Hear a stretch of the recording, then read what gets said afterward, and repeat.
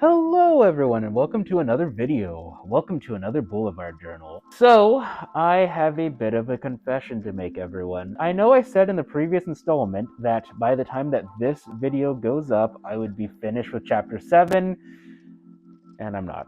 So I do have a legitimate reason for this, though. Well, actually, it's only semi-legitimate because if I had been on top of things, this wouldn't have happened in the first place. But basically, so while I was writing chapter 7, I went back to an older chapter just as a reference point because I wanted to I just wanted to make sure that my continuity was okay. And I noticed that something happened in a previous chapter that I completely forgot about. Something was said, and so I had written my outline without this critical information, and I was about to create a huge plot hole. So I basically had to rewrite my entire outline to make up for this fact. And that's something that I've been meaning to do since the beta universe, but I keep postponing it because I don't know, laziness, I guess. But I need to make a master document of all of the major plot points and all the major mission critical things that have been said. And I need to have that as a quick and easy reference source that I can kind of just type in keywords and search and find, because especially the way that I do things where I'm posting a new chapter every other month or so, there's so much time in between writing sessions that it's only natural that I forget things. I really need to be more on top of that so I don't run into that issue. But I must confess that that is not the only reason that's taken so long. It's just, so I have this thing right now. I've noticed, I don't know what it is, but even on days when I literally have nothing to do, I still feel like I have less time than I did in high school and university. I can't exactly tell you why, because in high school and university, I was watching so many shows, I was watching so many YouTube videos, I was doing all sorts of activities and everything on top of, obviously going to class and doing homework and writing papers and stuff. My personal time feels a lot less than it did before. It's well, I only have so much time to do all these things that are important to me, so I'd rather do these than work on a video or write a chapter that barely has an audience, right? Some people say, it's all about the journey, not the destination, but I'm definitely destination focused. The whole act of building up an audience, at least at the very beginning stages, is less fun for me than actually having, my ideal, which is a moderate, medium audience size, because I don't write just to self-express. I'm not one of those people. What I live for are reactions, being able to see how people respond to the things that I do. Since I'm not really getting that a whole lot, I just do other things which are less productive, but I still find value in, which is, I guess, binging a million videos on YouTube. Go figure. But also another thing is that I've come to a realization that I'm treating my chapter as something that it actually isn't. And I'm always picturing prestige television or these really big budget things. And that's not what I'm writing, right? Even if it does get adapted, it would never be prestige television. That's not what it is. And I think back to the chapters that I had the most fun with, such as chapter 5 in the Omega universe. That was just balls to the walls crazy. I saw a video about when video games were fun, and another video about old Minecraft YouTube or something. And I feel what I should do, I should treat it with respect, but not take it so seriously, and kind of just have fun with it and take advantage of the fact that, especially today, there is a bit of a gap in market for kind of just comfort shows and comfort games and comfort items. Everything's so big and commercialized and focused on making as much money as possible. So that's what I'm going to do today. My focus is going to be on writing a bit more of chapter 7, do a bit of editing on my website to kind of, reflect those changes in my new mindset with this project. So I'll see you guys in a bit.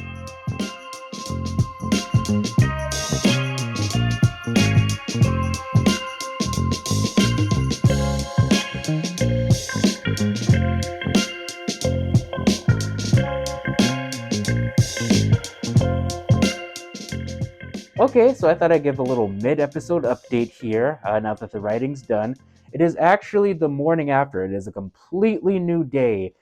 Shortly after this, I plan on showering up and running a few errands, because there's a couple things that I have to do today. And no, I do not plan on vlogging that, because hashtag I'm not about that doxing life. Actually, guys, I've been having a little bit of a problem in that, I don't know, maybe it's just because I'm getting old or something, but it's very clear that the way that I type was always obvious that that wasn't the healthiest position to be in. But I'm starting to actually get neck problems doing that now. Like, my goal is by this time next year to have a space for myself that's large enough where I can have an actual proper desk, and then once that happens, I can get myself a nice fancy mechanical keyboard.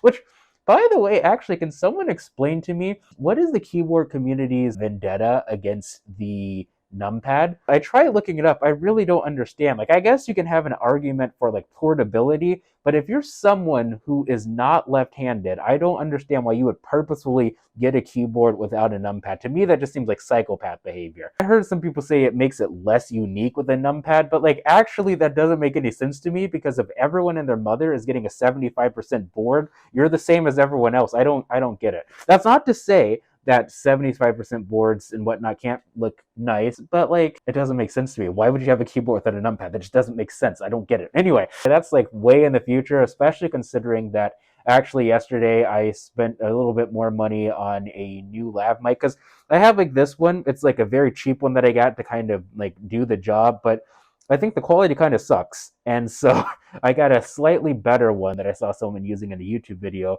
And I was like, you know what? I'm going to upgrade a bit, because like they always say that like when it comes to YouTube videos, people are a lot more judgmental of videos with bad sound than they are videos with bad video quality, which is true. So I need to make sure that my audio quality is good. So I'm going to be updating that. But anyway, aside from that, like I keep talking about how difficult this chapter has been to write, but it really has. And I think what it boils down to is that this chapter, it's not like a really action-packed chapter. It's kind of a slower, more world-building chapter. And chapter 6 was a pretty slow chapter too for the most part, but that one was a little bit different. That one was more focused on moving the plot with less like actiony bits. This one is moving the plot, but it's also kind of like world building and stage setting. Because it's a screenplay, there's a part of me that wants to treat it like, like a normal TV show, but it's not. This isn't like a seasonal release schedule. It's actually more like a manga. And so because of that, like, I feel like the luxury in being able to have kind of like slower world building chapters. In the grand scheme of things, it doesn't matter. We're working on this huge narrative as a whole rather than this kind of like more binge style model that we're kind of used to these days, where everything has to be like action packed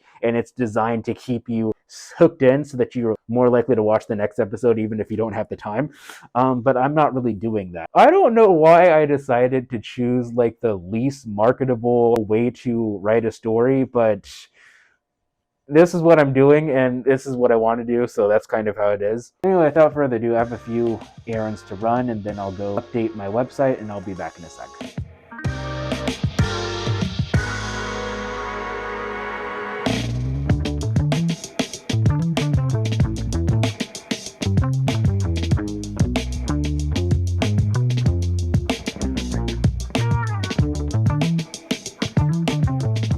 Okay, so it is a new day.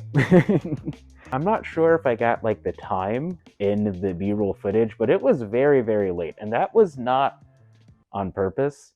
It kind of just ended up that way. So I had some rice in the fridge that I think was in the fridge for just like a day too long. So like after I ate, I ended up getting a headache and feeling kind of not the best. So I took some Advil and ended up taking a very long nap, and then I ended up waking up very, very late, and I couldn't really go back to sleep. So I was like, well, I guess I'm up anyway, so I might as well just do some stuff. So that's why I was up at like 1 a.m., even though normally I'm not up at that time. As you saw, like one of the big changes that I made was I went from that kind of like black theme to a brighter theme. The theme color was like mint, I think, but like I ended up using one of like the lighter themes for it. And I think it looks better. It's not completely white, which I thought was just a little bit too harsh for the eyes. I got something that was a little bit kind of in between, like a kind of grayish, mintish colored, which I think works a lot better. It's a lot more inviting, I think. I thought that the dark theme was just a little bit too serious, and also I changed the sit back and relax, but not too much, and I replaced it with like a back and forth between Nobunaga and Detective Murikawa. I don't know, it looks a little awkward to me. I've never really done double quotes like that, and like I tried like researching how you're supposed to do it, but like I couldn't really find anything. Like I saw people who were trying to like get information on how to do a research paper, which obviously is not what I was doing. So I want to keep the quotes, but I need to figure out how to make it look better.